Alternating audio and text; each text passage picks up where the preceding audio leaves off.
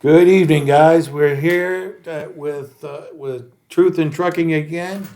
We want to bring you more information, help you better your situation, help you get your insurance down, make you compliant, worthy. This is our goal. So we're here to do it. Myself, Harold. I'm with Prestige Trucking Insurance, and we got George here with HCM Integrity, which does the compliance part. We're going to talk about data qualification files. And this is really a big subject for George, and we're going to let George give you a little bit of information about that. Things that are needed, things that truck drivers don't realize. Do CDL drivers, non-CDL drivers need to have files? Do non-CDL drivers need to do drug testing? Do non-CDL drivers need to do have medical forms? So those are the things we're going to go talk about, and we're going to talk about CDL and non-CDL. So George, I'm going to hand it over to you, and tell us a little bit about the importance of the data, driver's qualification files. Yeah, hey everybody. Thanks, Harold. Again, this is George with HCM Integrity Services. We are a FMCSA and DOT compliance center. And we are talking about the driver qualification files, better known as DQ files. Now, a lot of you are familiar with these. Some of you are not. We have come across a few clients who had no idea they needed to have a driver qualification file or what that was, or they thought that they only needed certain items for these data qualification files. So real quick, the most important things that you need to have, or what you need to have in that driver qualification file at all times, and we're going to start with CDL drivers. Okay, CDL drivers. You need to first start with the commercial driver application. You got to have a driver application. One key detail: if you're an owner operator and you are the one driving the truck, you're a one-man gang, you still have to have a driver application on file. I know that it sounds ridiculous, but it is the rule, the regulations, and it has to be done. So you have to have your own self driver application on file. You also have to have a pre-employment drug test on file. You need to check yourself in clearinghouse or check the driver in clearinghouse to make sure that they are not prohibited from driving, or they are not in a SAP program or currently in a SAP program. That's another topic we'll break off to there, and what the SAP program and SAP, those of you that are in the SAP, and what you can do as a company to help drivers that are in the SAP program. You also have to be enrolled in a random drug program. You have to have the random test if selected in that file. You have to have a copy of the CDL, a copy of the medical card, an MVR, and a road certificate. A lot of guys don't realize they need to have a road certificate. What is a road certificate? Basically, you got to get in the truck with the driver and make sure that he knows how to drive the truck. Take him around the block, have him hook up to a trailer, do some things that will let you know that, okay, this guy, he knows how to drive. Now, I have a question in that certificate that you're talking about. What about drivers that are doing stick shift versus automatic? Well, see, you need to know if they know how to drive. I don't think this 2024, not too many drivers are driving stick, or I don't think I think most of these guys are the automatic transmission guys, and you need to know if they can or not, because if you're going to put them in a truck that's not automatic and they need to know how to drive the stick, then you need to definitely put them in there and make sure. Now, I doubt very much drivers are going to say they know how to drive a stick and not know how to do it. I don't think they want to put themselves in that position. But in any case, that's the purpose of doing a road certificate, is to make sure that they know how to drive that stick, or even the automatic. I mean, you need to take them around the block, have them hook up the trailers or something. And then the certificate, guys, is just something that you can do as a company. Or if you want to have a third-party company like ourselves, make a certificate for that driver after you've done the road certificate. It's pretty much just saying, driver so-and-so has completed his road certificate, and I, the safety manager or whoever you may be, the owner, whatever, confirm that the driver has passed his road certificate test, something like to that And nature. what's involved with this road service test? No, it's just pretty much letting the DOT know when they come for an audit or an investigation. It lets them know that you did take the time to make sure the driver knew how to basically So, do basic do driving. you need a qualification if you're the owner of the company? And when you take this guy out, you're just looking and watching him drive? Well, you need to be with him in the truck, Right. right, and have him do certain things to that you know he Now, should is there a know. list of things that? It's it would be an internal list, so you make a list. Say, okay, I want to see doing the road certificate. I'm going to have him do these 5 things, whatever those 5 things may be. It could be hooking up to a trailer. It could be backing up into a dock. It could be doing a U-turn. It could be doing various things that you think that will show you that he has the basic skills or knows how to drive with the basic skills when he's in your truck, so there's no issues. Maybe him trying to park, trying to turn, things like that. So there's no special requirement for the owner or the safety manager that has to have any particular skills. He just has to be able to identify that driver is able to do those tasks. Correct. And usually it's going to be done by a CDL driver or someone who has a CDL who's very knowledgeable in driving trucks perfectly. If you never drove a truck, it's gonna. How are you gonna be able to certify a CDL driver if you yourself haven't drove? So usually it's gonna be someone with a CDL that also knows how to drive and knows how to say, okay, this guy can drive. So let's talk about medical. What is required for your medical certificate? What has to be in there? There's a couple of things I understand that needs to be in there, but I'll let you speak for us. Well, the medical card really we don't. You need to have a medical card or a medical certificate on file because that is a requirement that DOT wants to see the driver has performed and that the company has confirmed the driver has done it. Now, how those medical cards are determined is really up to the doctor or the clinic that they go to who performs those physicals or tests to give them that medical certificate. I know that they are going to ask certain questions like if you're diabetic, if you have any illnesses. Usually if you're overweight or something like that, they're definitely going to see how your blood pressure is going, how your sugar levels are.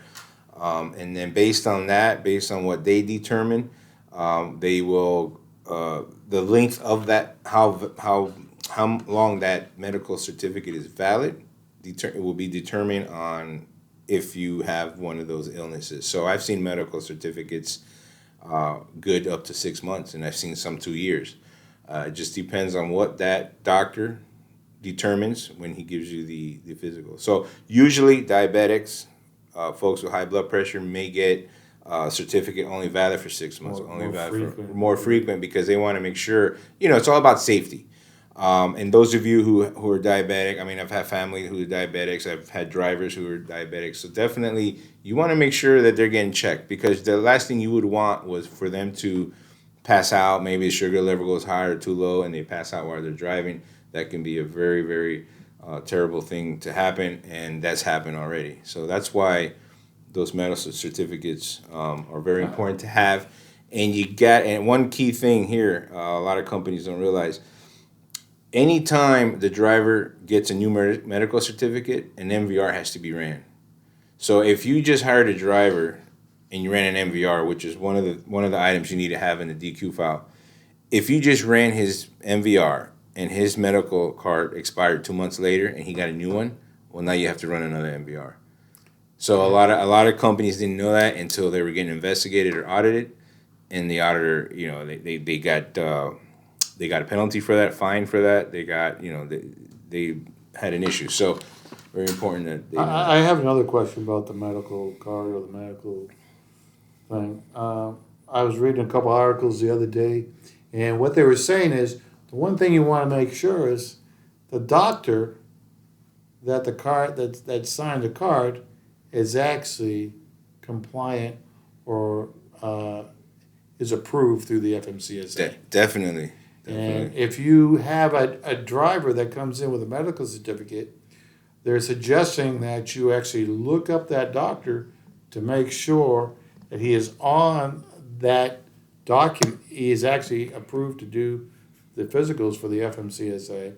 And then you should sit there and that day, because he may not be qualified next week, but the week that he was qualified, you should take a screenshot or whatever and actually put that in the driver's file, just to make sure that at the time when that medical file came in, that doctor was approved at that time. Yeah, so.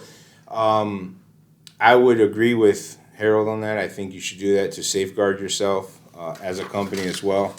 I don't think that's a requirement, but definitely I agree it's something you should do as a company to cover yourself. And the reason why is that there have been clinics or doctors that have been criminally charged for certifying or giving medical certificates when they were not certified to do so. If I remember correctly, a few months back, maybe about 6-7 months ago, I think they took the credentials away from 14,000 doctors. Oh yeah, I think you find that article. We'll try to find that article or that information and put it down in our description so you can see that. I do remember I had an experience where there was a doctor who was giving out medical certificates. Now, he was certified with DOT, but drivers who had illnesses and didn't want to come back so frequent were actually giving him money to give them a longer medical certificate. That doctor did get caught, lost his license, got jail time, and paid some fines. So, there's things that go on that shouldn't happen, and that's one of the things that we all need to be careful when you're. So that's why I agree with Harold. You should have that.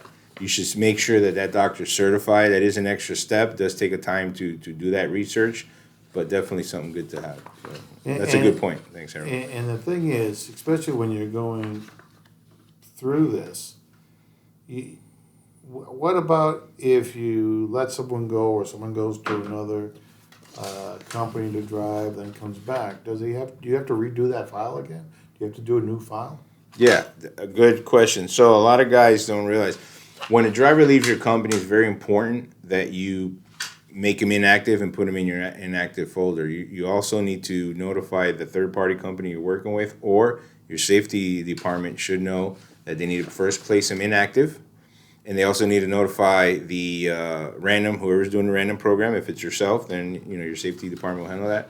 If not, you need to notify them so they can take him off the random. Because if he gets selected for a random, it could be an issue when you tell him, hey, he's not active no more. So it's very important. There's a lot of steps that need to be done. When the driver leaves, make him inactive, place him in an inactive folder. And yes, when he comes back and you rehire him, you will need to do everything over again. You will need to do the MVR. You will need to do a pre-appointment drug test. You will have to have all that done again. Because you don't know. Maybe he left. You never know. Maybe he left, did something, got into an accident. Maybe he had a party or something. You never know. So you need to. It's really You might not be cleared on the clearinghouse. Right. Yeah. I mean, those are things. A lot of guys, they hire their friends and stuff like that. And unfortunately, you don't want to insult your friend or your buddy or a guy you went through the service with or whatever, but you still have to cover yourself, and you got to cover the company. And you don't want a bad score, you don't want a violation showing up because you had a bad inspection. Why?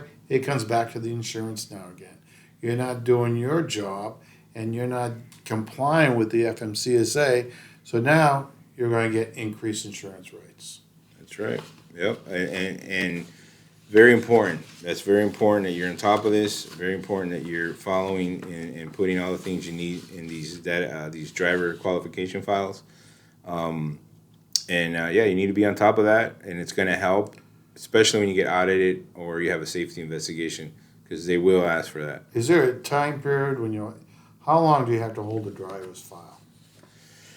I think you have to have at least, I would say, up to 5 years. I would need to fact check myself on that, but I think there's a 5-year period on that, keeping the driver files in those records. But we'll do that fact check and we'll put the right answer, or if that is 5 years, we'll confirm that in the description. If anyone has any comments on that, please comment below. We are always looking for any comments or any suggestions that any of our listeners have, especially when it comes to driver qualifications. Any other questions for the driver qualification? Some are a little bit different between non-CDL and CDL. Sometimes the non-CDL seems to think they don't have certain requirements that they have to follow, and they don't think they have to have a file at all. Yep. So do they need a file? Yeah, of course. Any non-CDL drivers you hire also have to have a driver qualification file. However, the deal, you are exempt, or they would be exempt from doing drug testing, having a clearinghouse check, and being enrolled in a random drug program. However, you still will need the other items we discussed: an MVR, driver application, road certificate, medical certificate for any vehicle. If they're driving anything over than 10,000 pounds, they have to have a medical certificate. So if he's just a box truck driver and that's why he's not CDL, or he's hot shot and it's under 26,000, he still needs to have that Anything over 10,000. anything over 10,000 pounds. So And for people who are new coming into it, usually a 10,000 pound vehicle is a van. Yeah, some guys are doing Sprinter vans. We have clients like that too who are non CDL. They do Sprinter vans. They're under 10,000. They do stuff for like Amazon. They contract work for FedEx, and that's okay. If that's the case, I mean, they're exempt. Now, we always recommend, because as a businessman, to all of you that have a business, you need to cover yourself. So even though they're exempt from the drug testing, they're driving a commercial vehicle. Even if it's non-CDL, you should as a company still drug test them. You won't have to do clearinghouse, because if he doesn't have a CDL, he's not going to be in clearinghouse, and he's not obligated to register in clearinghouse. So you're not going to be able to do that clearinghouse check anyway. But I would definitely do a drug test. And keep in mind, when you're working for Amazon, you still have to have the same amount of coverage as an 18-wheeler, Yep. a box truck has. So, you want to do the right thing.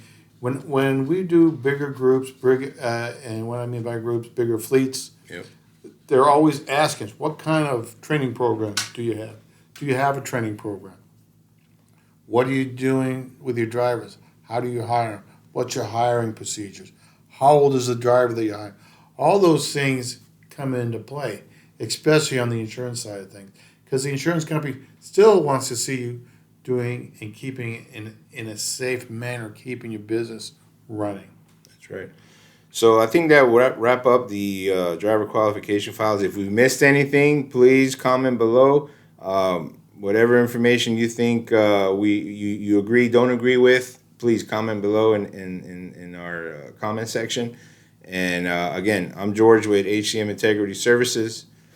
Harold with Prestige Trucking Insurance. And remember, we're here to help you stay safe, stay informed, and stay compliant. Stay tuned for the rest of the episodes. And thank you very much. Be safe. Well, that's a big pan for.